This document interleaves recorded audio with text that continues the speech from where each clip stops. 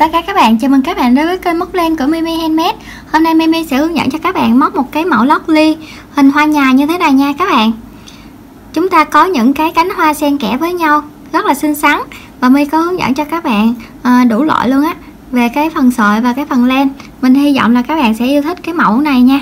Và nếu mà các bạn yêu thích cái mẫu này của Mimi Handmade, các bạn nhớ like giùm mình nha, bình luận nếu các bạn làm được nha các bạn, và ủng hộ Mimi bằng một cái lượt đăng ký kênh nha. Mình cảm ơn các bạn rất nhiều. Bây giờ chúng ta sẽ cùng bắt đầu nha các bạn. Về phần chuẩn bị len sợi á các bạn, thì các bạn sẽ sử dụng len sợi mà chúng ta đang có nha, nhưng mà với cái mục đích khác nhau cũng được nữa các bạn. Cái màu xanh này mình sử dụng là cô tông Việt Nam chập sợi nè các bạn.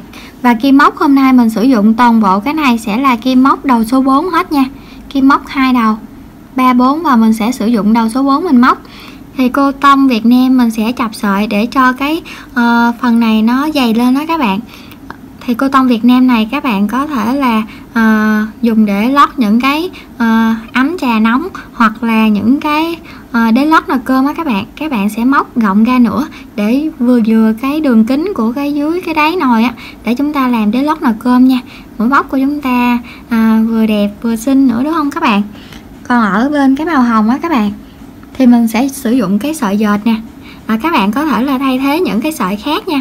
Và cái mũi móc của sợi dệt đó các bạn, nó sẽ rất là dễ dàng, dễ hơn cả cô tông Việt Nam cũng như là miêu cô tông hoặc là những cái loại len khác. Mình sẽ hướng dẫn cho các bạn móc cái mũi ở sợi dệt này khi mà mình hoàn thành cái hàng đầu tiên của cái miêu cô tông nha. Nó rất là dễ hơn cả miêu cô tông luôn á các bạn. Đây, miêu cô tông của chúng ta nè, ú nu luôn á.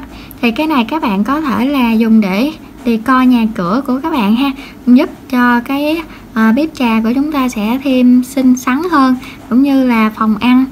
Các bạn có thể là dùng cái họa tiết này để các bạn trang trí những cái túi xách nè, hoặc là nón á các bạn. Nón thì các bạn có thể là làm một cái hàng hoa như thế này nè các bạn, rất là dễ. Cái điểm giao nhau giữa cái thân nón và cái vành nón á, các bạn sẽ làm thêm một cái hàng của cái loại hoa nhài này, rất là xinh xắn luôn á. Thì bây giờ các bạn sẽ chuẩn bị cái len sợi cho mình nha, và chúng ta sẽ móc cái kim móc 2 đầu số 3, 4. Thì các bạn cứ lấy cho mình cái, nếu mà cô tông Việt Nam thì các bạn chập sợi, còn nếu mà các bạn muốn mỏng á, để làm cho nó dài ra để mà các bạn trải bàn với cái họa tiết này, thì các bạn không cần chập sợi ở cái cô tông Việt Nam. Các bạn có thể là dùng kim móc 1.5 hoặc là 1.75 nha các bạn, hoặc là cái loại sợi cô tông mà 100% á, nếu mà các bạn thích nha. Còn ở đây mình sẽ hướng dẫn cho các bạn móc cái mũi của miêu cô tông trước nha các bạn. Còn vừa móc miêu cô tông mà mình cũng sẽ hướng dẫn cho các bạn móc cái phần sợi dệt luôn. Rồi các bạn sẽ dùng kim móc đầu số 4, các bạn tạo một nút thắt ở cái phần len này trước. Sau đó là các bạn sẽ móc lên 4 mũi móc xích, đâm kim vào chân móc thứ nhất. Các bạn móc cho mình một mũi dời. Sau đó các bạn móc lên một mũi móc xích, kéo dài cái đoạn len này ra khoảng 1 cm. Các bạn quấn lên một vòng lên kim, đâm kim vào khoảng trống giữa 4 mũi móc xích đó các bạn nè, khoảng trống của 4 mũi móc xích đó. Các bạn kéo len qua bằng với độ cao mà khi nãy chúng ta tạo. Sau đó là các bạn lại quấn len một vòng lên kim, đâm kim vào, kéo len qua. Chúng ta đã được 5 vòng len trên kim như thế này.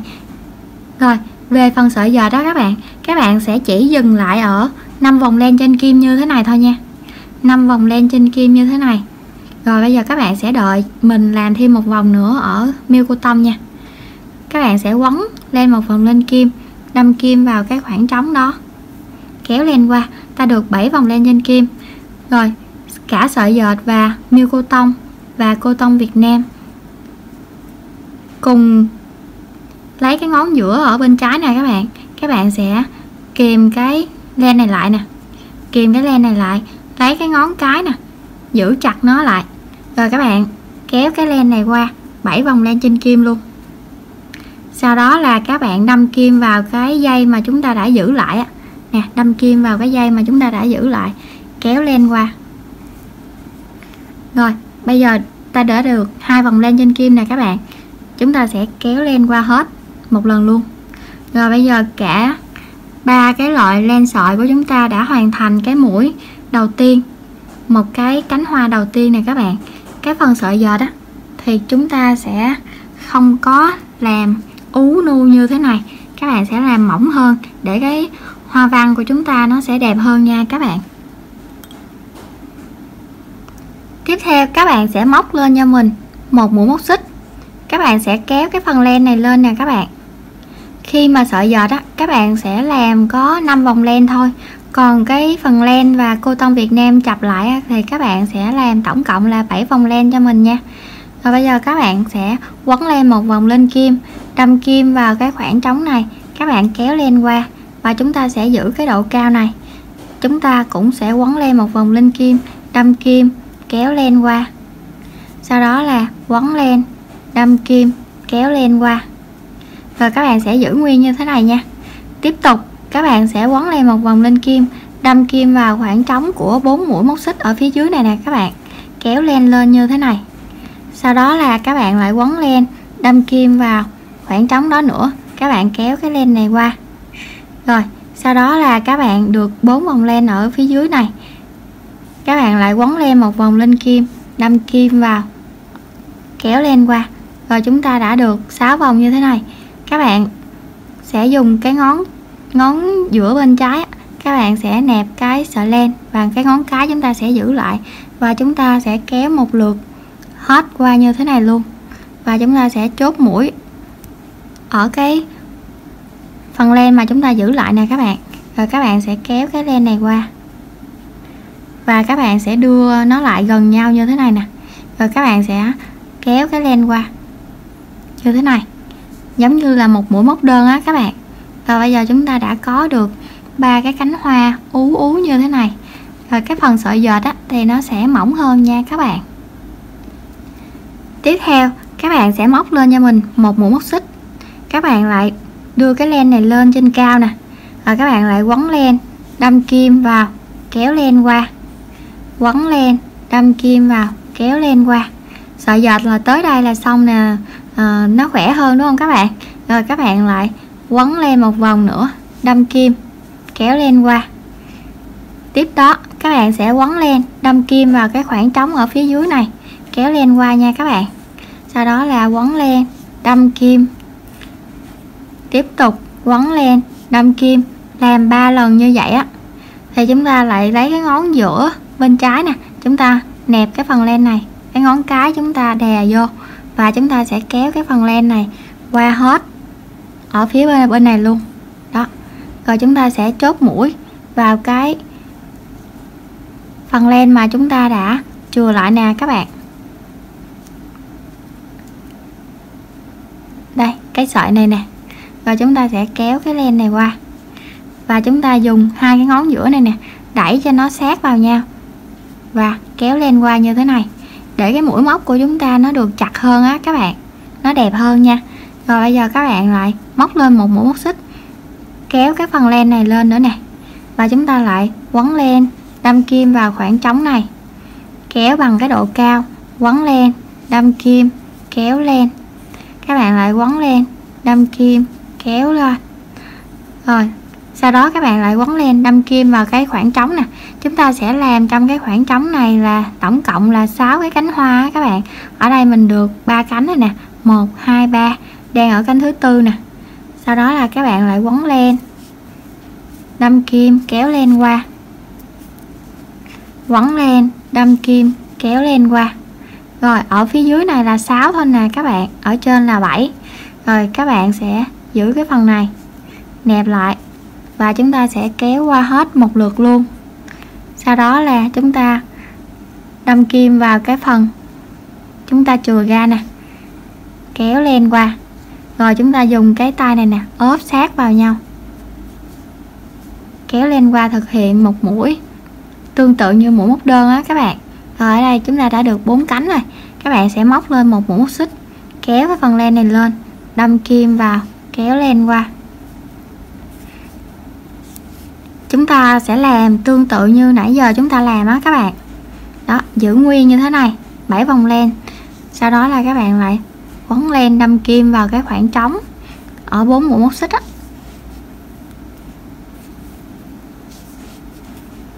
Rồi bây giờ chúng ta lại nẹp và chúng ta kéo cái phần len này qua đây các bạn.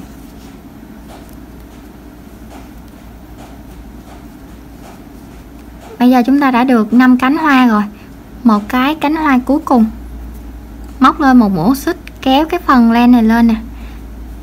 Chúng ta lại làm 3 lần giống như là mũi hạt bắp á các bạn.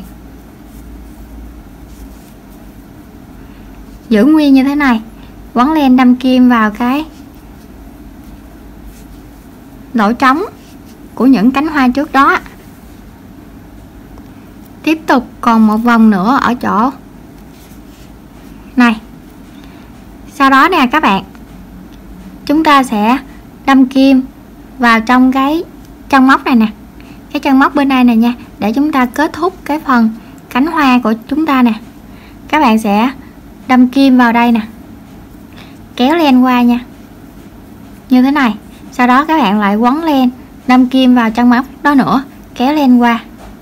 Các bạn lại quấn len một vòng, đâm kim vào chân móc đó, kéo len qua. Và bây giờ chúng ta đã có được cái số lượng vòng len trên kim như thế này. Các bạn lại giữ chặt cái bên cái phần ngón giữa bên trái này, cái phần len á, rồi kẹp lại, kéo lên hết qua đây luôn nha các bạn. Kéo hết nó qua như thế nè. Cái mà chúng ta giữ lại là cái này nè các bạn. Chúng ta sẽ kéo len qua. Và bây giờ chúng ta sẽ dùng tay này nè, chụm lại cho mũi nó khít lại các bạn, rồi kéo len qua, tạo một mũi móc đơn. Rồi bây giờ chúng ta sẽ chỉnh sửa cái cánh hoa của chúng ta. Rồi ra được một cái cánh đầu tiên rồi nè các bạn.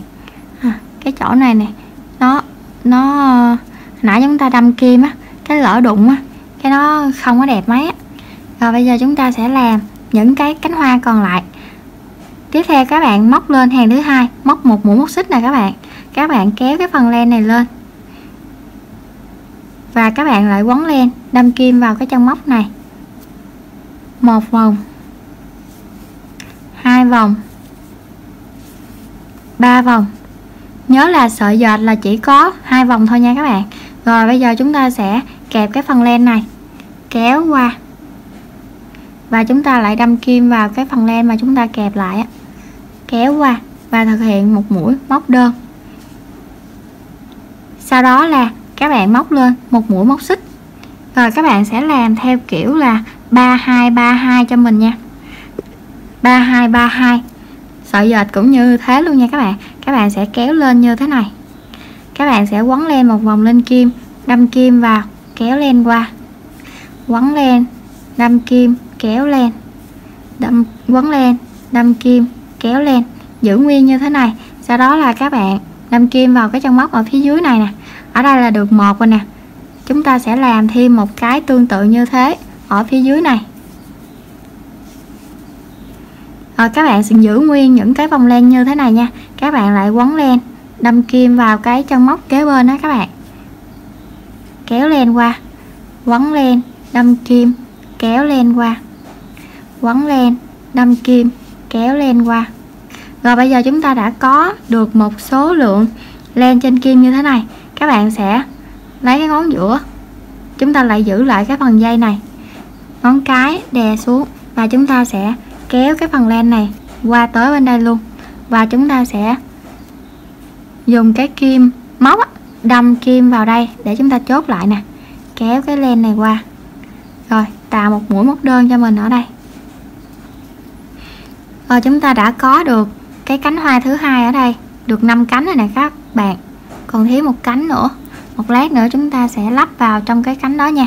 Còn ở bên đây cái cánh này là có 4 cánh nè các bạn. Thì ở đây mình đã thực hiện một lần 3 cánh, thì tiếp theo sẽ là 2 cánh nha các bạn. 3232 mà, cho nên là các bạn sẽ móc lên một mũi móc xích cho mình. Sau đó là các bạn kéo cái phần len này lên, các bạn lại quấn len, đâm kim, kéo len qua. Quấn len, đâm kim, kéo len qua. Quấn len, đâm kim, kéo len qua. Giữ nguyên như thế này. Các bạn lại quấn len, đâm kim vào cái chân móc phía dưới này để chúng ta tạo được cái nhánh thứ 5 ở trong cái cụm 4 nhánh này nè các bạn. Các bạn lại đâm kim kéo lên qua, quấn lên, đâm kim kéo lên, quấn lên, đâm kim kéo lên. Rồi bây giờ chúng ta đã được 2 cụm như thế này. Các bạn sẽ giữ lại cái nhánh, cái sợi len này bằng cách là giữ lại như thế này, kéo lên qua một lần. Rồi các bạn lại chốt mũi vào cái nhánh này, kéo lên qua, và chúng ta sẽ thực hiện một mũi móc đơn ở đây. Rồi bây giờ chúng ta đã có 5 cánh hoa ở cái chỗ này, 1 2 3 4 5 cánh rồi đó các bạn. Sau đó là các bạn lại móc lên một mũi móc xích 3 2 rồi. Bây giờ tới 3 đúng không các bạn? Các bạn lại kéo cái phần len này lên nè, quấn lên, đâm kim vào chân móc đầu tiên này. Sẽ làm một cụm trước nha các bạn. Đây, được một cụm bên này, làm một cụm tiếp theo ở cái chân móc này. Vậy thì chúng ta sẽ được là 6 cánh hoa ở đây, coi như là xong. Một lần nè, 2 lần, 3 lần.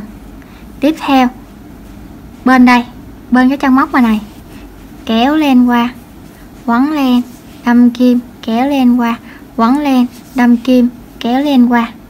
Sợi dệt chỗ này nó rất là dễ luôn á các bạn. Nó làm có 2 vòng mà. Cho nên là cái số lượng mũi ở trên kim nó ít hơn á. Rồi bây giờ các bạn lại kẹp cái phần len này nè vào đây, và các bạn kéo qua hết cho mình nguyên một lần này, và chúng ta sẽ chốt mũi.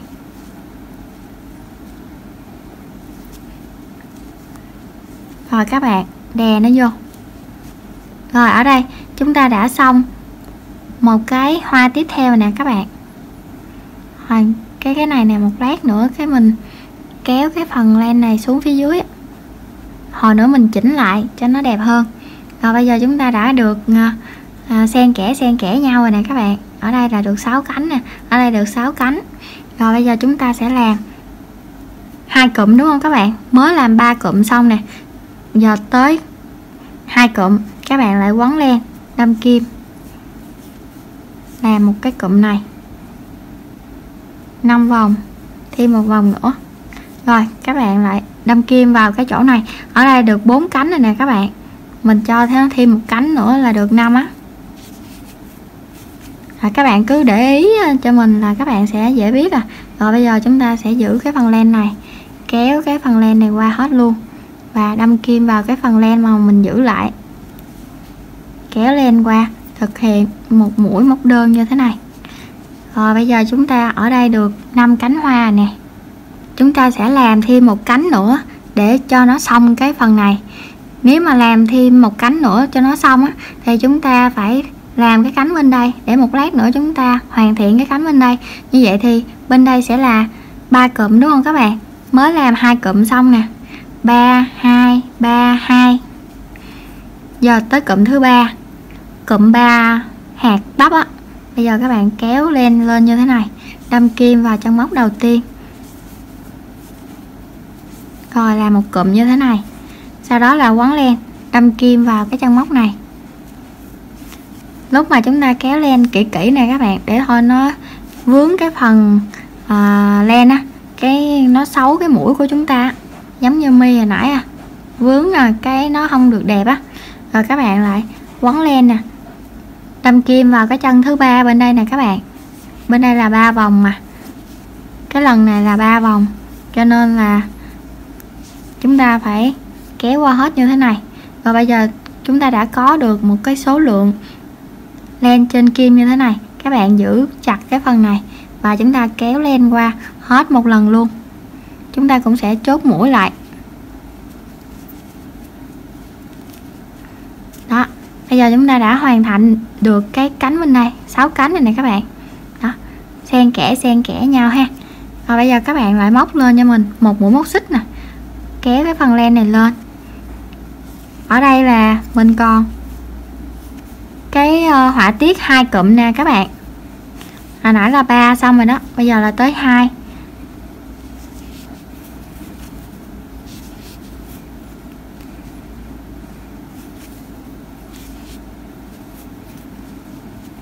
Rồi kéo len qua,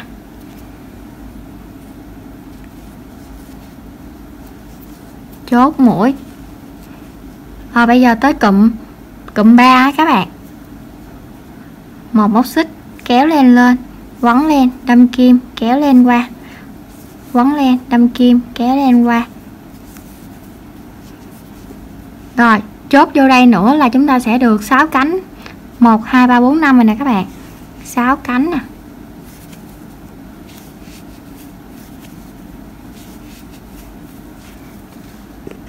Rồi còn một lần nữa là bên cái chân móc này các bạn sẽ quấn len, đâm kim, kéo len qua, quấn len, đâm kim, kéo len qua, quấn len, đâm kim, kéo len qua. Rồi bây giờ các bạn sẽ giữ cái sợi này, các bạn kéo len qua hết một lần luôn và chúng ta lại chốt mũi nè, ốp sát vào nhau để cái họa tiết của chúng ta nó đẹp hơn. Rồi bây giờ chúng ta đã có được những cái cánh hoa rồi nè các bạn. Đó, mình xen kẽ nhau. Ở đây là 3 rồi, rồi tới cái cụm 2, rồi tới cái cụm 3. Rồi các bạn cứ làm lần lượt nha. Mình sẽ hẹn gặp lại các bạn ở chỗ cái điểm này để hướng dẫn cho các bạn. Bây giờ mình đã tới cái điểm cuối cùng rồi nè các bạn. Và chúng ta cũng sẽ móc lên một mũi móc xích, kéo cái phần len này lên, quấn len, đâm kim vào cái chân móc đầu tiên này. Các bạn cũng sẽ làm một cụm.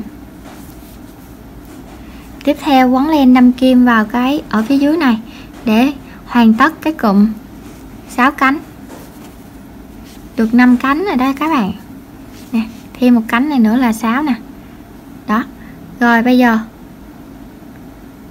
chúng ta lại quấn len, đâm kim vào cái chân móc này, kéo len,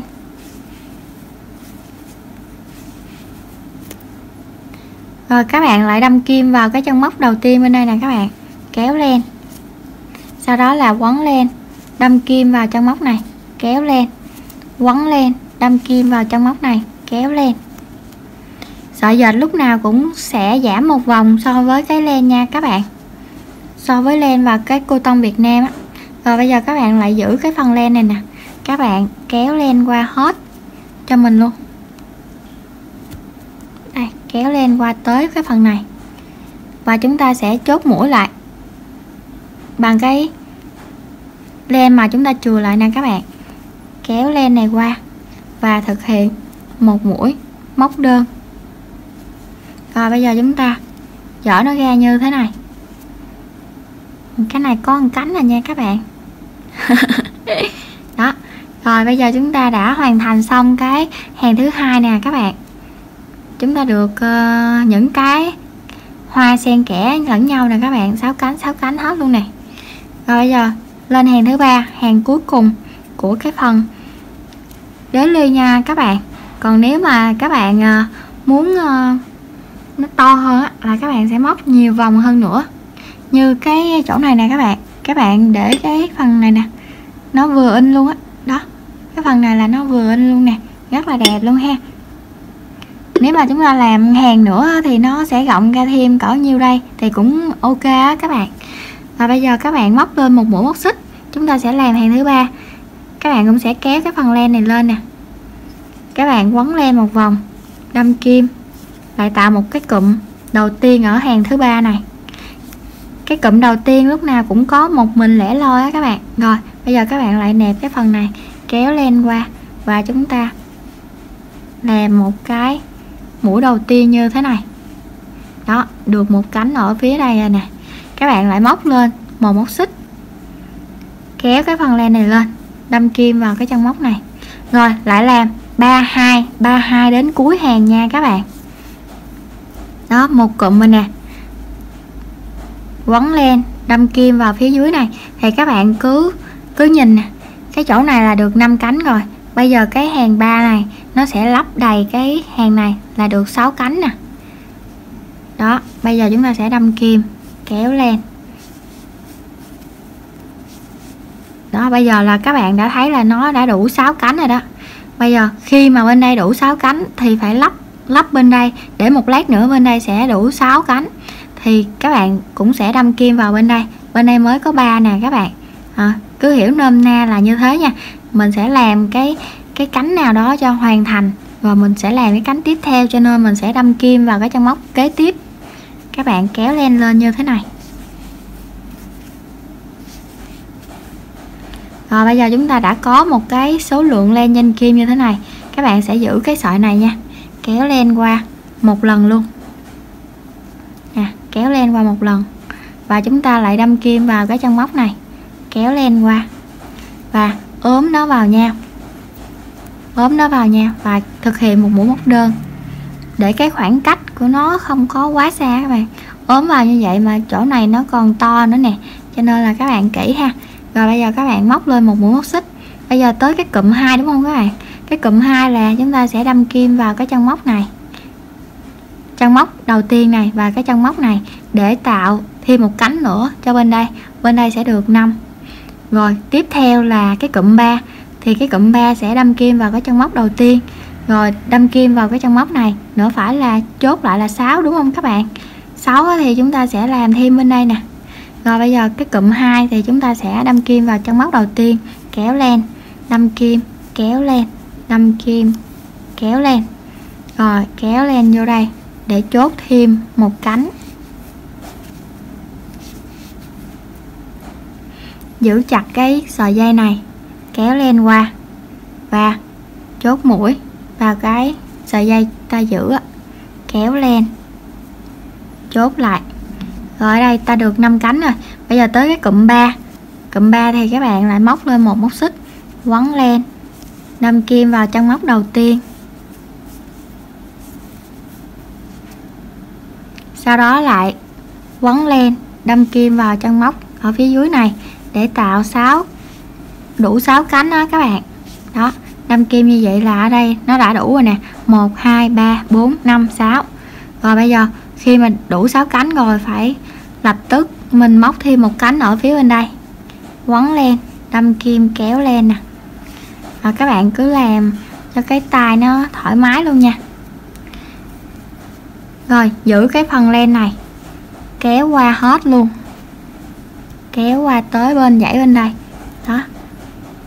Các bạn mình để xa cho nên là mình kéo nó hơi khó nha, còn các bạn khi mà để gần thì các bạn sẽ dễ kéo hơn mình nha.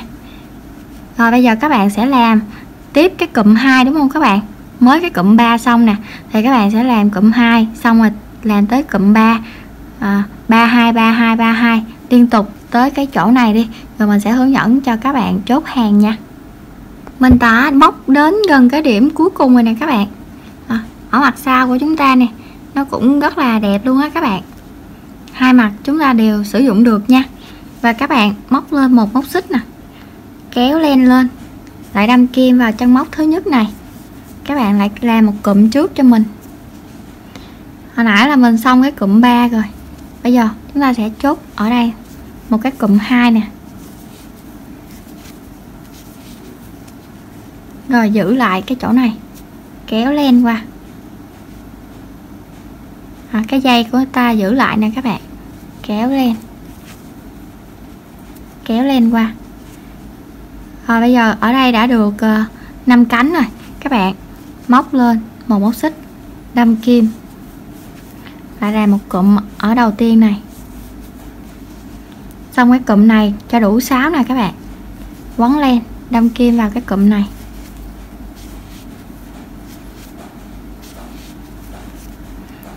Sau đó là chúng ta sẽ trượt mũi vào cái chân móc đầu tiên này nè các bạn, trượt mũi vào đây. Rồi các bạn sẽ kéo cái phần len này nè qua bên đây luôn nha, và chúng ta lại kết hàng bằng một mũi trượt nữa. Rồi ở đây nếu mà các bạn muốn lên một cái dãy móc xích để làm cái dây quai như thế này, các bạn sẽ móc lên cho mình 6 7 8 mũi gì cũng được hết. Rồi các bạn sẽ trượt mũi vào cái chân móc này, và chúng ta sẽ móc lên một móc xích và chúng ta kết hàng thôi. Rồi muốn cái dây dài thì chúng ta sẽ làm dài hơn, muốn cái dây ngắn thì chúng ta sẽ làm ngắn như thế này nha các bạn. Ở đây thì mình sẽ không làm dây ở cái chỗ này, tại vì mình muốn để decor, mình để lên cái này nè các bạn. Cho nên là tùy theo nha. Rồi bây giờ mình sẽ chốt thêm một mũi ở đây đi cho nó gần, rồi móc lên một móc xích nè, kéo và cắt len.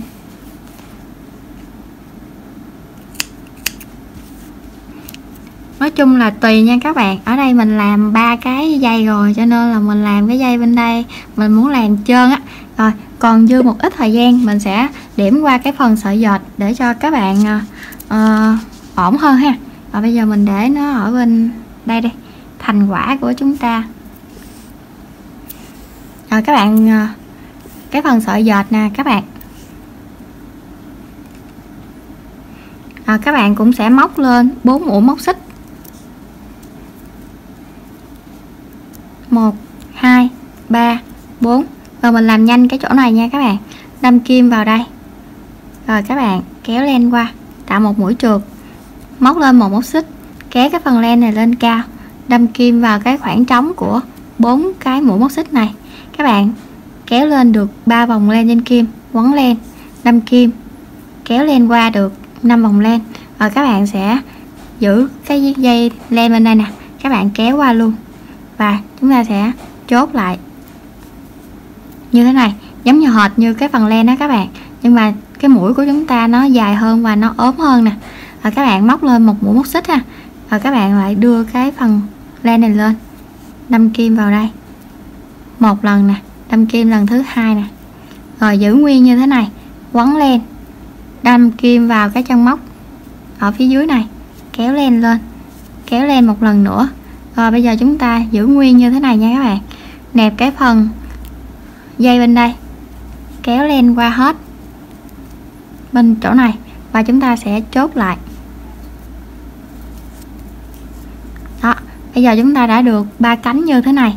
Các bạn lại móc lên một mũi móc xích, kéo cái sợi này lên, đâm kim vào trong móc thứ nhất, kéo một lần, kéo 2 lần, sau đó các bạn lại quấn len, đâm kim vào cái khoảng trống ở phía dưới nè, kéo cái sợi này qua một lần, kéo thêm một lần nữa, rồi chúng ta sẽ kẹp cái phần len này,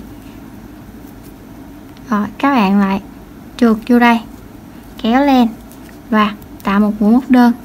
Rồi chúng ta đã được 3 cánh hoa ở chỗ này nè các bạn, 1 2 3 nè. Mình sẽ làm thêm 3 cánh nữa, móc lên một móc xích, kéo cái phần này lên, lại đâm kim tạo một cái cụm. Cụm này có 5 vòng len thôi, các bạn lại quấn len, đâm kim vào cái cụm ở phía dưới, làm cho mình một cụm nữa.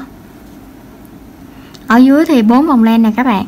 Rồi bây giờ các bạn lại giữ như vậy cho mình, kéo qua một lượt luôn và chốt mũi lại.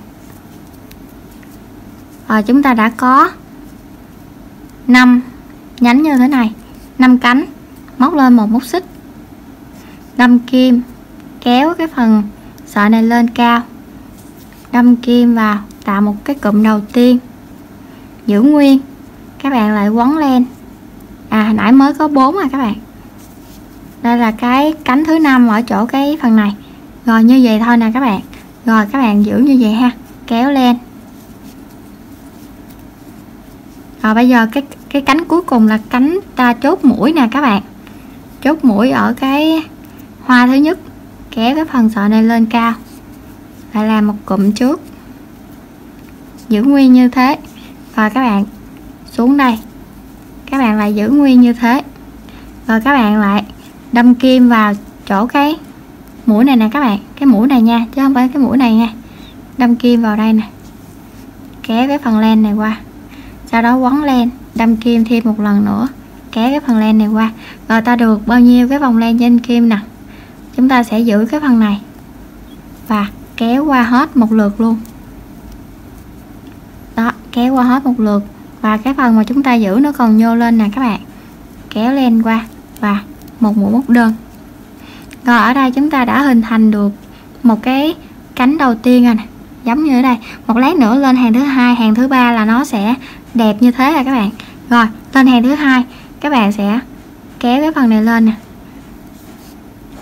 cái cụm đầu hàng thì chúng ta sẽ làm một mình lên lẻ loi nha các bạn. Rồi ở đây giữ lại, kéo qua, đâm kim vào cái nhánh mà chúng ta giữ lại. Rồi ở đây. Rồi các bạn sẽ làm cụm 3, cụm 2, cụm 3, cụm 2 đến hết hàng. Sau đó là chúng ta làm lên cái hàng thứ 3 nữa là nó sẽ ra như thế này nè các bạn. Cái size nó là như thế này. Để mình đo cho các bạn nha. Khi mà như vậy á thì cái phần sợi dệt này, cái đường kính nó là khoảng 9 cm nè các bạn. Thành phẩm của Miu Cotton khi mà mình làm ra là tầm 9.5 cm nè các bạn. Đó. Rồi cái phần cái chung này thì nó ngắn hơn nè, 5 cm. Rồi, đó là những cái size mà sử dụng cái kim móc đầu số 4. Các bạn cũng hiểu được cái phần sợi dệt rồi đúng không các bạn? Các bạn có thể là làm thêm hàng thứ 2, hàng thứ 3 nữa ở cái phần sợi dệt này nha. Và bây giờ mình sẽ giấu cái phần len thừa này nha các bạn. Đây là thành phẩm của mình đây các bạn. Mình hy vọng là các bạn sẽ yêu thích cái mẫu lót ly cũng như là cái phần mà decor này nha. Các bạn có thể là tận dụng để làm cái đế lót nồi cơm khi mà chúng ta móc cái size to hơn. Còn về cái phần màu trắng này mình sẽ hoàn tất sau khi mà xong cái clip này mình sẽ móc xong cái này để cho mình để cái chỗ này nè các bạn, nó thêm xinh xắn hơn á. Và chúng ta điểm lại những cái mũi móc của chúng ta nha. Mình đã hướng dẫn cho các bạn về cái phần len, về cái phần sợi thì nó tương đương với nhau mà các bạn. Cái này là chỉ giảm một vòng thôi. Phần sợi nó cứng cáp hơn và nó cũng xinh xắn hơn á các bạn. Nè, cái phần sợi nè mình rất thích luôn á. Và cái phần cotton Việt Nam này chập sợi như thế này thì mình cũng thấy thích thôi chứ cũng chưa có thích lắm ở cái phần này. Tại vì do mình ít có móc cái cotton Việt Nam á các bạn, cho nên là hôm nay là mình sử dụng thử cái này nè. Nhưng mà mình thấy là chưa có được ổn lắm với cái bản thân của mình. Nhưng mà nếu mà bạn nào mà ưa sử dụng cái cotton Việt Nam á, mình nghĩ là các bạn sẽ móc cái này rất là đẹp luôn ha. Ở đây cái phần nãy giờ mà chúng ta đã làm nè các bạn. Các bạn thấy hai cái này dễ thương ha các bạn. Và bây giờ mình xin kết thúc video này tại đây nha các bạn. Mình hy vọng là các bạn sẽ yêu thích cái mẫu lót ly này. Nếu mà các bạn yêu thích á, các bạn nhớ like giùm mình ở cái video ở cái nút bên dưới nha các bạn, và bình luận nếu các bạn đã làm được nha, và ủng hộ Mimi bằng một cái lượt đăng ký kênh. Mình cảm ơn các bạn rất nhiều luôn. Và mình cũng cảm ơn các bạn đã xem hết video này và thực hiện cái mẫu lót ly này cùng mình nha. Bây giờ mình xin chào tạm biệt các bạn và hẹn gặp lại các bạn ở những clip sau. Bye bye.